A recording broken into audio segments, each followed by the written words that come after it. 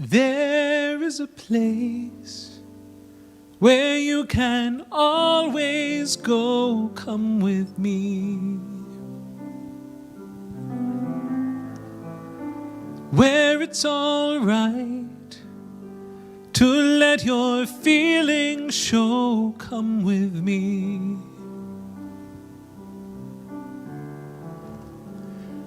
What a pleasant journey, isn't very far. We can go together, stay right where you are. And now it's time to start.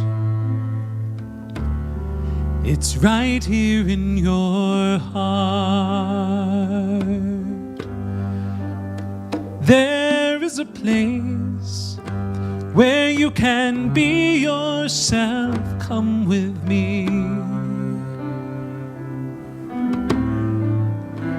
And it's a place where you can free yourself. Come with me.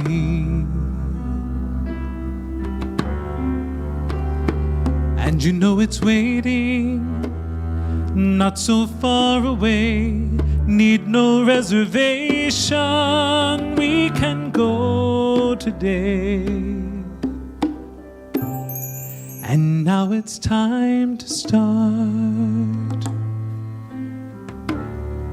It's right here in your heart.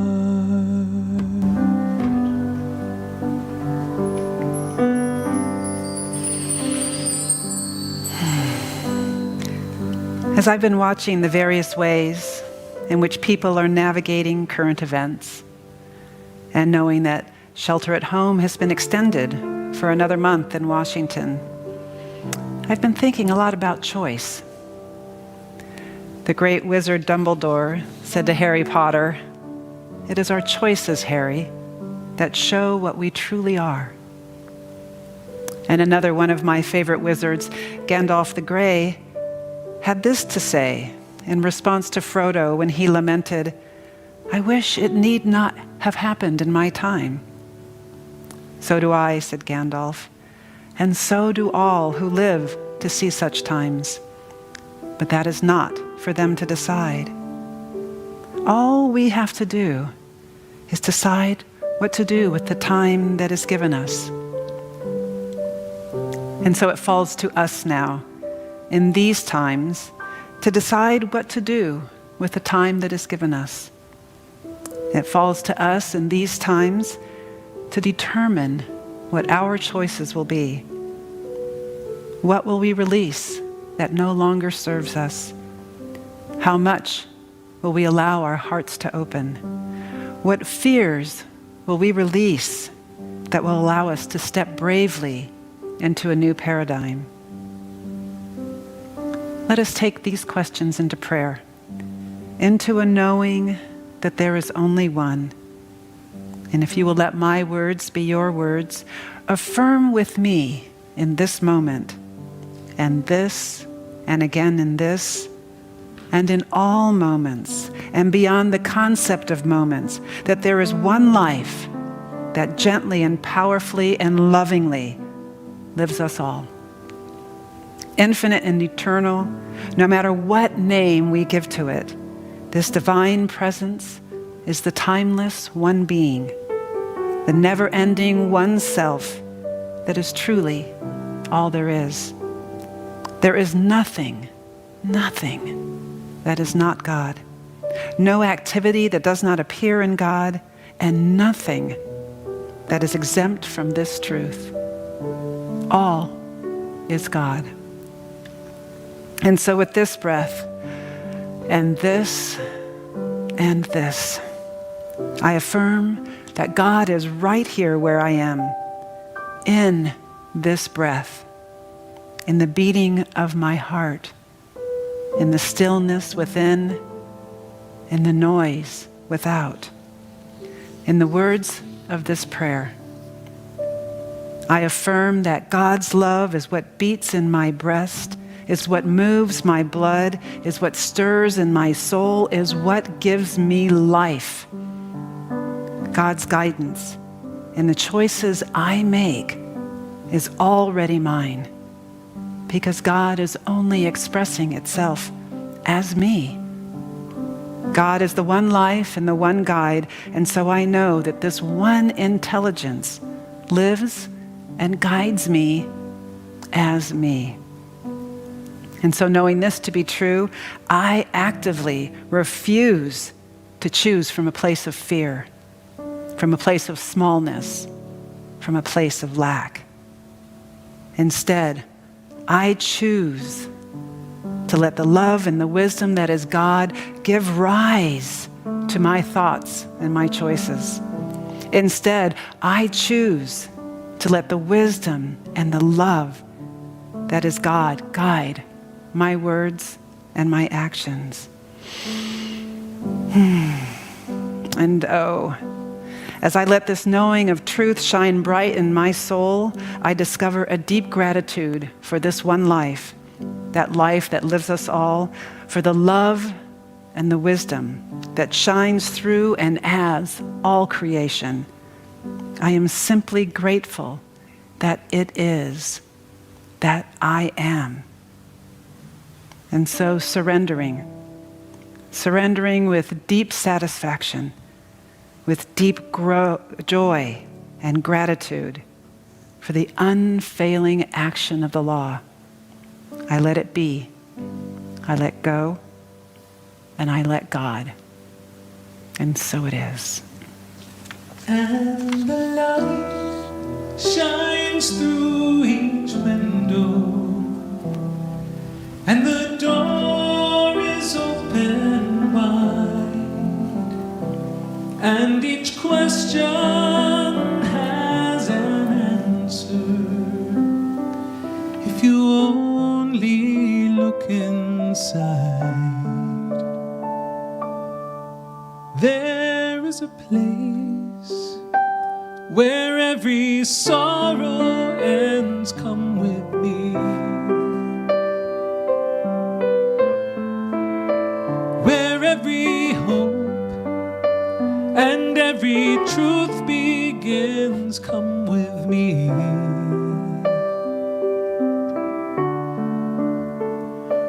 What a pleasant journey, isn't very far. We can go together, stay right where you are. And now it's time to start. It's right here in your heart.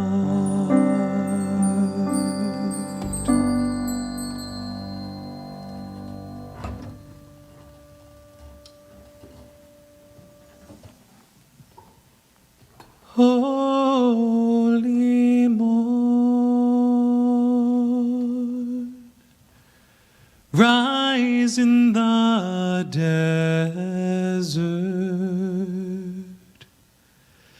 follow the sun, follow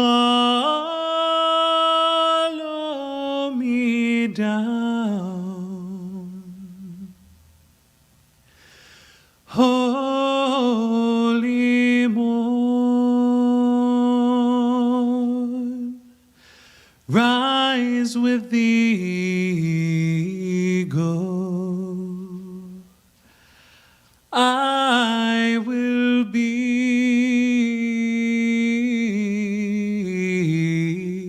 free.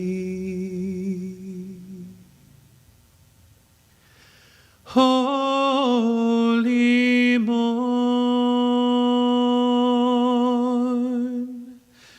rise in the desert, follow the sun, follow me down. Holy morn, rise with the eagle. I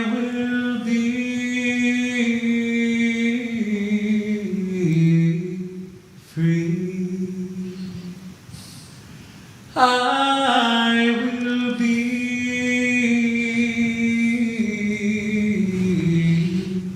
free. I will be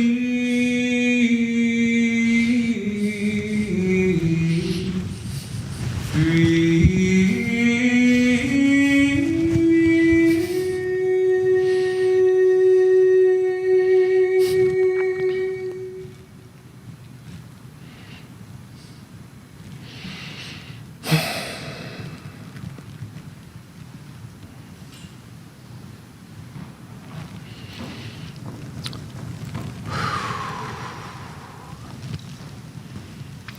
Good morning. My name is Dr. Richard Loren Held. It is my honor as the spiritual director of Unity in Lynnwood to welcome you to this morning's service. For those with children, do note that youth and family ministries gatherings are launching at this very moment as well. You are welcome. Credentials are available by contacting the program director. Her name is Stacy Bailey. Practical spirituality, welcoming community. It is our admittedly short mission statement, short only in word. I think it's immensely broad in idea and implication. Every week I like to support this mission statement with one of the 6 bullet points that we developed in conversation with your Board of Trustees beginning in late 2014. Today I share number 2. It reads as follows. We seek to discover and share spiritual practices which are repeatable and reliable, and to infuse these spiritual practices into every area of our daily living.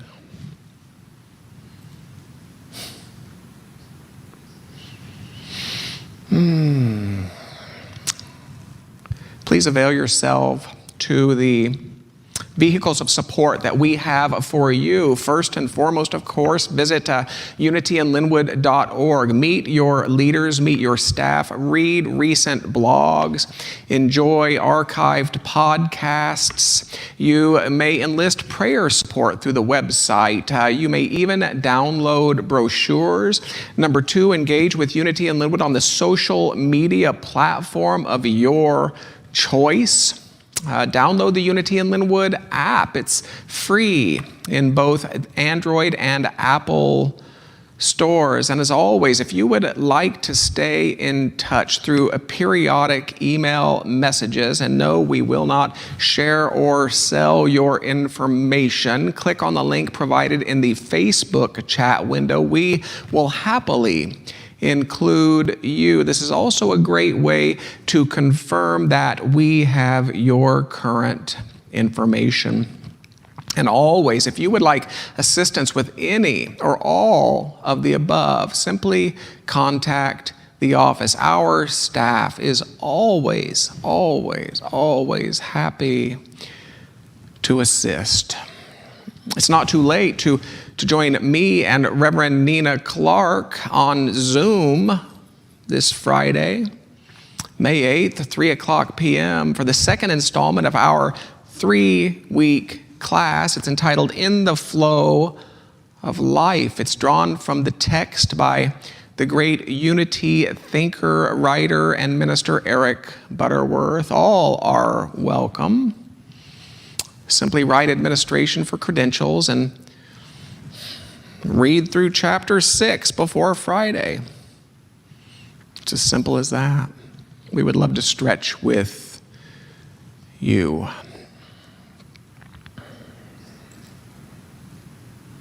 So it works something like this. Let's say you find yourself in the deepest recesses of a Balinese jungle, and who hasn't? When the crackling of twigs spins you around to find yourself face to face with a Bali tiger. Now what would you do, and Well, sitting in a nice room such as this, or in a nice room such as yours, it's easy to think, well, clearly I would drop into a lotus position, assume the mudra most appropriate to matters of tiger, and await divine inspiration. Or it's easy to think, well, clearly I would lightly close my eyes and begin to imagine that lion as a toothless house cat. Or sitting on a toilet. That's the old performer's trick, right? You counter your stage fright by imagining your audience sitting on a toilet. And now, of course, you're probably thinking, is he imagining me sitting on a toilet right now?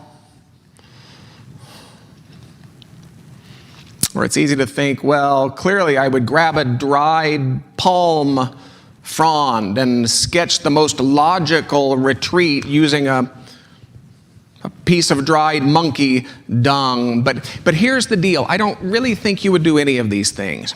I mean, you wouldn't seek altered states, you wouldn't imagine ideal outcomes, and you wouldn't fashion logical plans. I don't really think you would do any of these things, because by the time that sluggish part of the brain that seeks, imagines, and fashions wakes up to the reality of your situation, that speedy part of the brain that knows how to keep you alive would already have you clinging to a bunch of bananas at the top of the nearest tree. You wouldn't even remember how you got there. Now, in this layman's simple terms, it works something like this. The speedy part of the brain that knows how to keep you alive sends hormones coursing through your veins. Your heart rate increases. Your oxygen rushes to your big muscles. Your pain receptors numb. Your pupils dilate. Your peripheral vision widens. Your hearing sharpens. Even your blood thickens. That speedy part of the brain that knows how to keep you alive turns you into something of a superhuman for a minute or two, maybe 3. This is why we've all heard the story of the aged woman who somehow lifted that collapsed car off of her trapped son/brother/husband. Sometimes the woman has only one arm. These stories do tend to expand, of course. Regardless, from her front porch rocking chair, only a day later, she can't explain to the reporter just how such a feat was possible, only that somehow it was.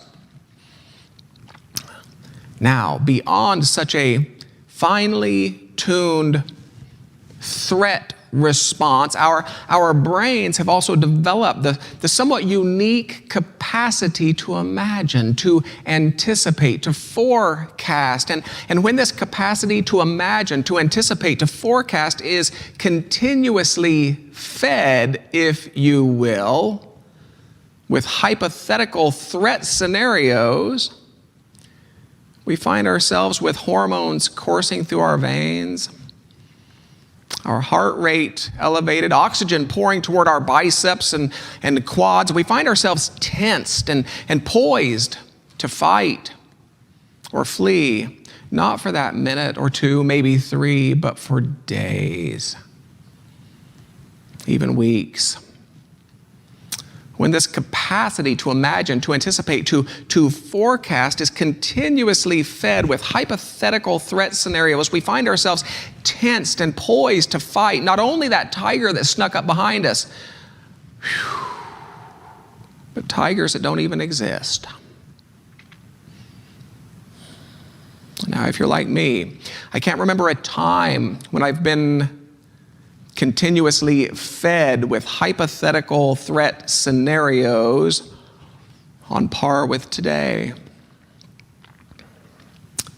It seems to me that cable television is immersed in hypothetical threat scenarios. That social media is saturated with hypothetical threat scenarios. The society itself is captive to hypothetical threat scenarios. And while this didn't start with COVID certainly provided a great vehicle for its acceleration.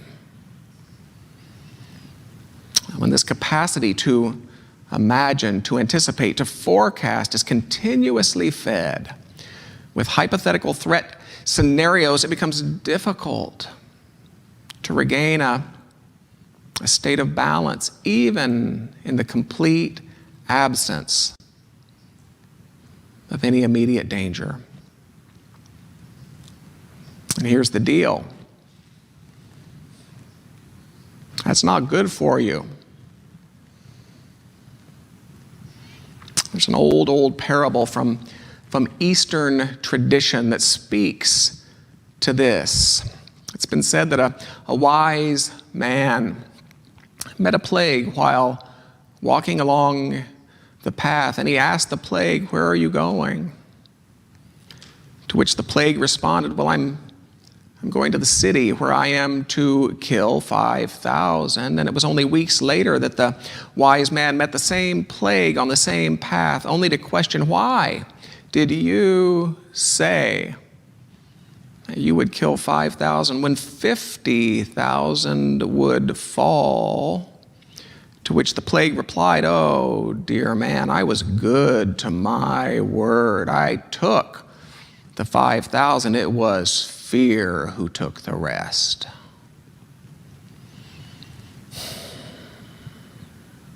Now, I would ask you to hear what I am saying this morning and not to hear what I'm not saying. That speedy part of the brain that knows how to keep you alive served your ancestors well. Since your great-greats first meandered out of their caves and began their long trek across those African plains. And that speedy part of the brain that knows how to keep you alive continues to serve you well today. So while it's common to look down our noses at some of these more human aspects of self, my purpose isn't to go there. After all, on the rare occasion that I find myself in that Balinese jungle, face to face with that tiger, I want that speedy part of my brain to get me to the top of that tree. So I prefer to frame our conversation as something of a human resources issue, to allow the hypothetical threat scenarios of the world to hold you in such a hyper-vigilant state, not for that minute or two, maybe three, but for days, even weeks, is to allow your temporary crisis manager to become your permanent strategic planner. And you never want your temporary crisis manager to become your permanent strategic planner.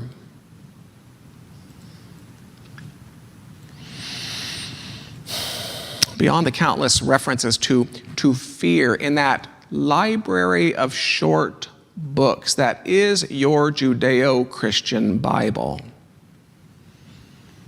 I like to think that the writer of Proverbs referenced this tendency when he counseled that the fear of man will prove to be a snare.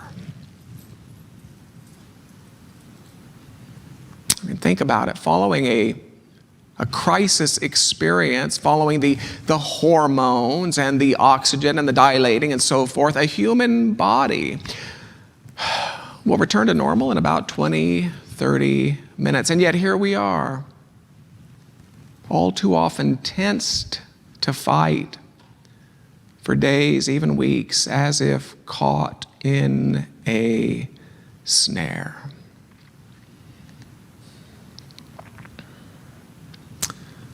So look, I don't mean to deny that some navigate circumstances of food, while others navigate circumstances of rent, while still others navigate circumstances of jobs and businesses and homes. But I do mean to affirm that it's that highest self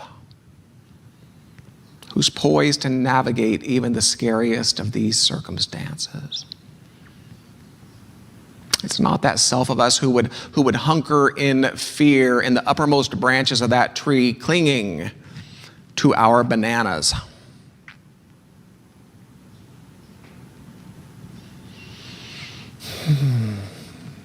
So how do I do it? It's a fair question.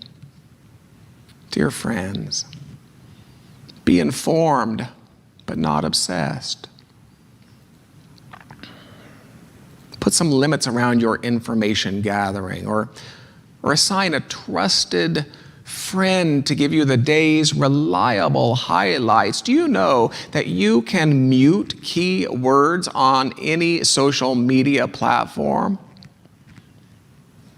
And allow your conversations to expand to include normal stuff. Be safe, but not isolated. Schedule telephone calls, video chats, drive-by greetings, nature walks. You might be surprised at the number of people who glean comfort simply by stopping in this parking lot during errands. Be dutiful, but not compulsive. I have to wonder if the timeless prayer said it best, and I paraphrase, may I devote myself to what I can control here. May I free myself from what I cannot control here, and may I know the difference. Be gentle, please. Help others, and always, always, always breathe, breathe, breathe.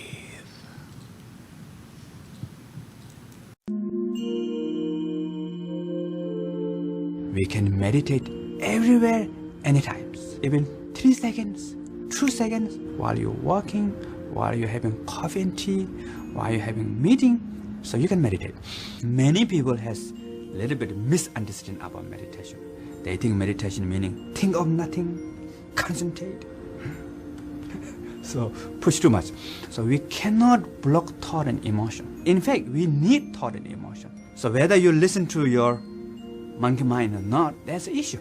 What I call monkey mind, mine is chatting, pala pala pala yada yada. So monkey mind is giving you opinion. So whether you listen to opinion or not, it's up to you, right? So through meditation, what we do is we have to make friends with the monkey mind. But how to make friends? Just giving banana doesn't work, So right method is you need to give job to monkey mind. How to give job monkey mind? So the simple meditation technique is be aware of the breath. So you ask monkey mind, hello, what's breath? So monkey mind says, yeah, good idea. And be aware of breath. Breathing in, breathing out, breathing in. There's a lot of thought comes at the background. Don't care, no problem. So as long as if you're not forget your breath, anything is okay. No need too much concentration. Just simply be aware of your breath. Breathe in, out, in, even 2 breaths, 1 breath. So therefore, we can meditate everywhere, anytime.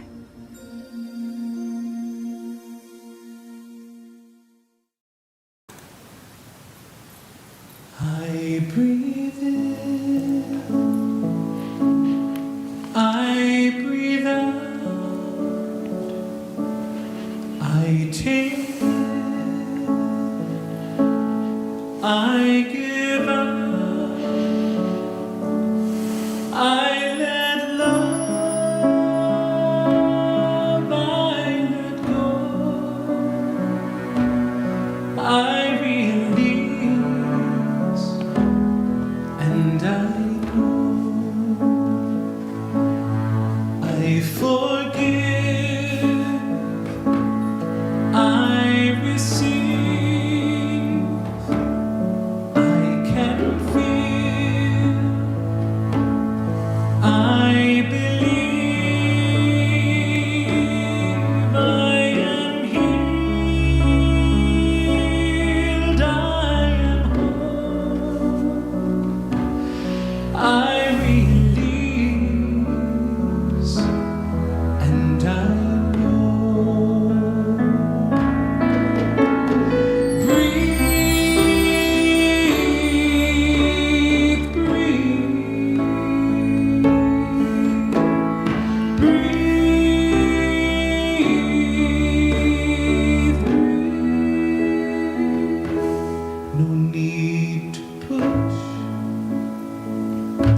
No need to try,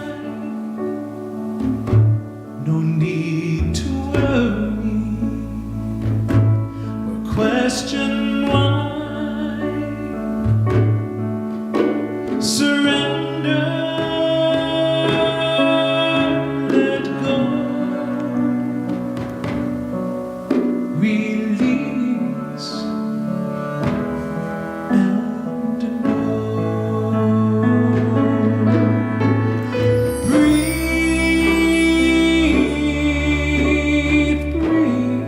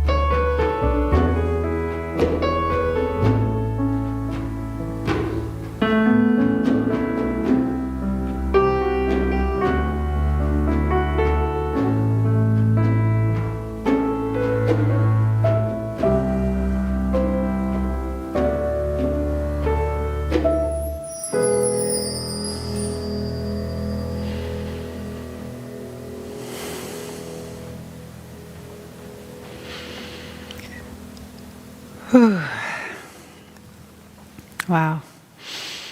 We are so blessed. Thank you, Dr. Richard. Thank you, Matthew.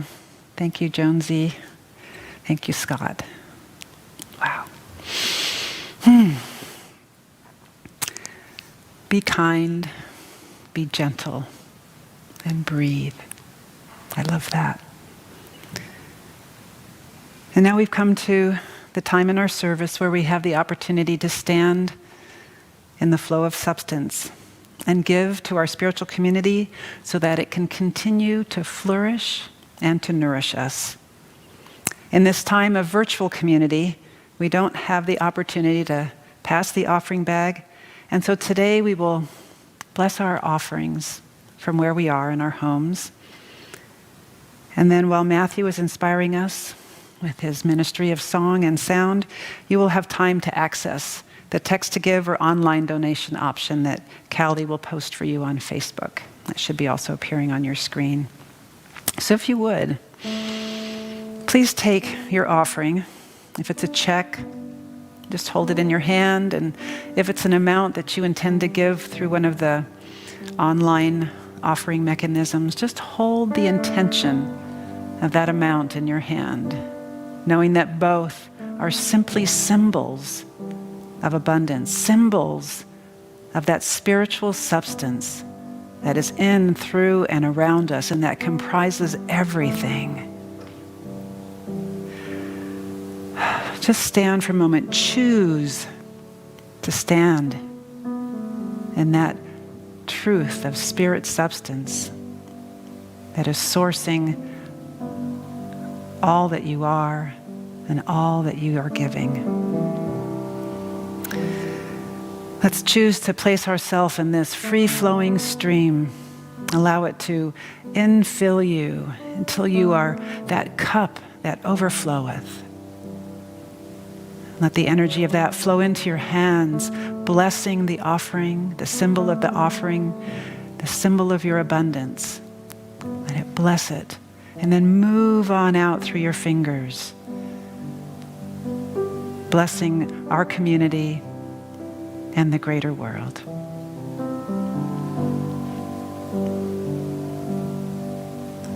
Dr. Richard and I would like to invite you to a virtual concert on Tuesday, May 12th at 5 p.m. We're calling it Songs of Comfort and Connection, which just seems important right now. And it will be on Facebook Live, so I hope you'll join us again on Tuesday, May 12th at 5 p.m.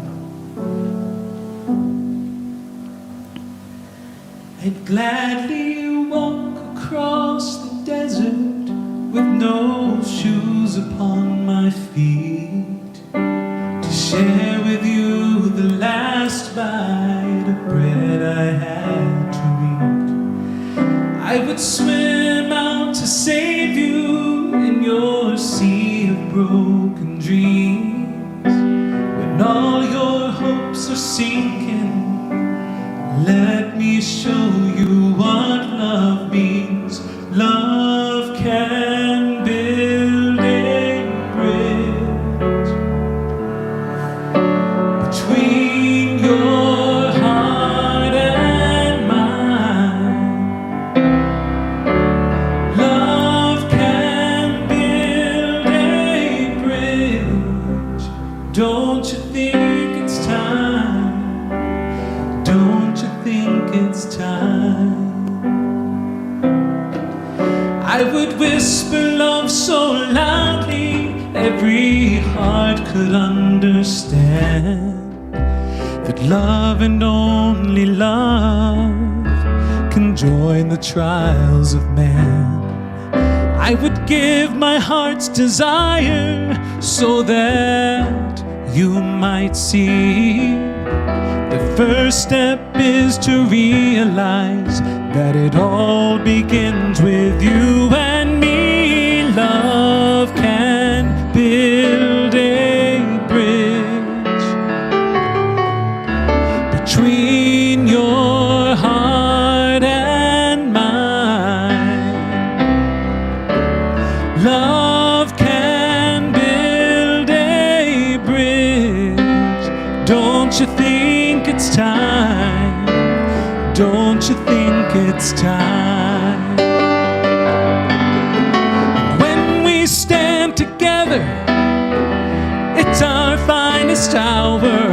We can do anything, anything. Keep believing in the power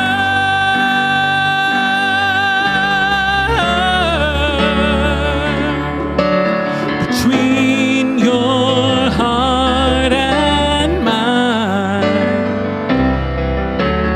Love can build a bridge. Don't you think it's time? Don't you think it's time? Love and only love.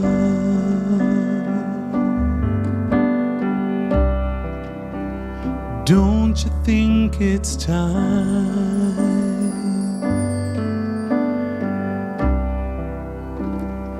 Love and only love.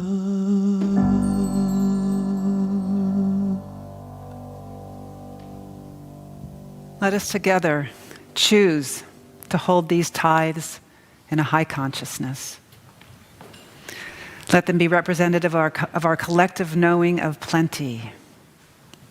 And let us together bless them and release them to do a great work in the world.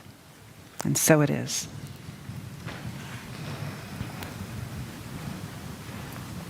Isn't that beautiful? That magnolia in full bloom, in collaboration with a number of sources, area leaders, I, with your board of trustees, are constantly monitoring, interpreting, praying, planning, in preparation for our collective return to campus. We promise to keep the most current information available to you through our various communications vehicles. At present, what we can reiterate is that there will be no on-site gatherings through May. I invite you to return next Sunday, Mother's Day, for a special presentation by Unity in Lynnwood favorite Rafe Perlman. If you're not familiar with Rafe's work, by all means, have a look. He's marvelous. Spiritual Awakenings. It is our midweek service. It is facilitated by Unity in Lynnwood's Associate Minister, Reverend Nadine Clark. The next gathering is on the 13th of May, 7 o'clock p.m. That is a Facebook event. Reverend Nadine Clark, do you have anything you'd like to add to that? I would just extend a welcome to everyone. We've been having, between 30 and 35 people come join us virtually. And last Wednesday, or the last time we did it, we streamed from my living room. So we don't know where we'll be next time, but join us. It's a wonderful experience. It is a wonderful experience. Thank you for doing that. Thank you. Thank you. Well, thank you. No, really. Oh, yes, the gratitude is all mine.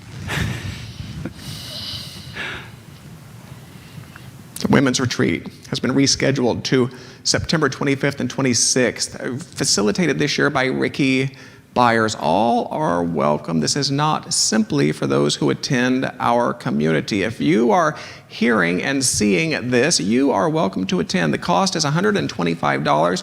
Visit the calendar page of unityinlynnwood.org, find the event, and register. It's as simple as that.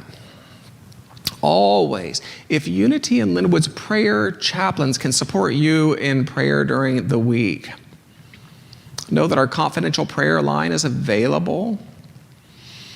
Beyond that, know that while we encourage you to stay in touch with each other, we want to stay in touch with you as well. If you would allow one of our chaplains or Reverend Nina or myself to give you a call once in a while, please write or ring. Express interest in what we call a care call. Do include your telephone number. And yes, and yet again, and always, all are welcome. All are welcome. It's as simple as that. Let's close, as we always do, with a final prayer. And as I like to begin, let's close those outer eyes. Why do we close those outer eyes? Would we turn from that which is true? No, we would turn toward that which is true. I would turn toward that which is more enduring than that which my physical eyes are capable of seeing. So I close those outer eyes that see separation, limitation. I close those that I might open the very spiritual eyes of myself, the spiritual eyes of me that are capable of perceiving higher truths. So I open the very spiritual eyes of me that are capable of perceiving the reality of life. Life pressing into and retreating from form, but life with neither beginning nor ending. Life. I open the very spiritual eyes of me that I might perceive a wisdom. A wisdom that is ample to any sense of confusion or incompletion. I open the spiritual eyes of me that I might perceive divine sufficiency, that I might perceive the very givingness that is God.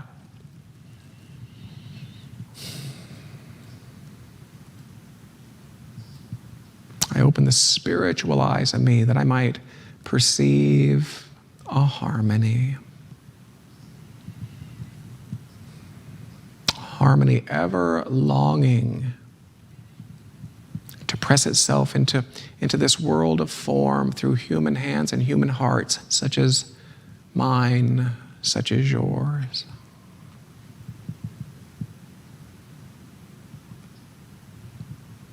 This is what it means to climb down from the tree.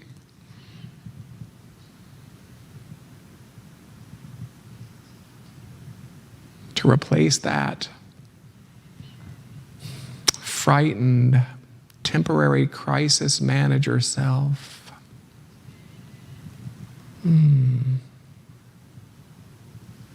With a higher self.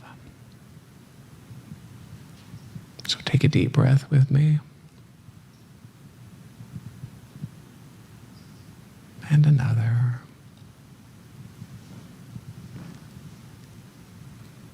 And another.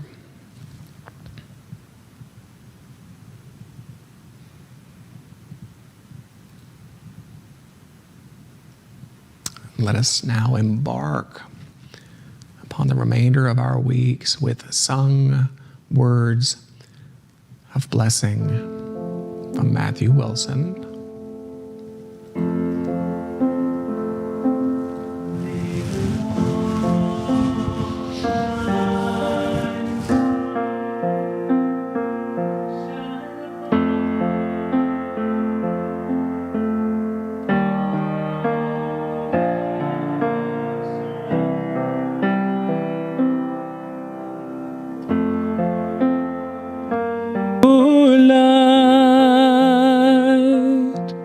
Within you,